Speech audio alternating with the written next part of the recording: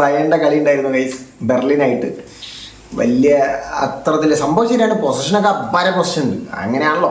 ബയേണിന് അത്യാവശ്യം പൊസിഷൻ ഉണ്ടോ, പക്ഷേ ഗോൾ അങ്ങോട്ട് വന്നില്ല. കുറേ ചാൻസസ് ഒക്കെ നോക്കിയിട്ടുണ്ട്, പക്ഷേ അങ്ങോട്ട് കിട്ടിയില്ല. കുറച്ച് സേവൊക്കെ ചങ്ങായി ചെയ്തിട്ടുണ്ട്, അങ്ങോട്ട് സെറ്റായില്ല. രാബറിൻ്റെ ഒരു കിടിലൻ സാധനമൊക്കെ ഉണ്ടായിരുന്നു, പിന്നെ അങ്ങനെയൊക്കെ ഉണ്ടായിരുന്നു, അങ്ങോട്ട് സെറ്റായില്ല. പിന്നെ സാന വന്നപ്പോഴാണ് ഒരു ഗോൾ കിട്ടിയത്, അത് 75-ാം മിനിറ്റിൽ കിട്ടുകയും ചെയ്ത്. അതേമാതിരി ഗോളി കീപ്പറിൻ്റെ ഒരു പ്രശ്നം എന്ന് വേണേൽ പറയാം. ആ ഗോളി കീപ്പേഴ്സിന് വരുന്ന ഒരു പ്രശ്നമാണ്, പക്ഷേ ചങ്ങായി പുതിയതാണ്, കുറച്ച് കളികളായിട്ടുള്ളൂ ബയേണിൽ കളിക്കുന്നത്, റബ്ബിംഗ് എന്ന് പറഞ്ഞിട്ട്.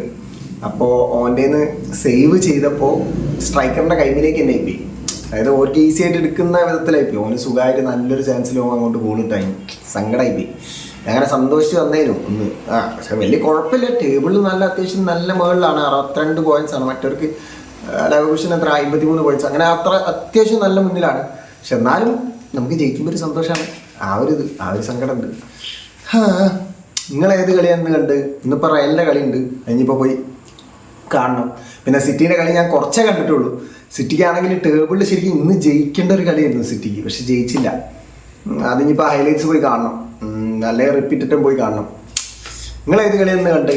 കമൻറ്റ് ബോക്സിൽ കമൻറ്റ് ചെയ്യുക. അപ്പോൾ ഒക്കെ ബൈ.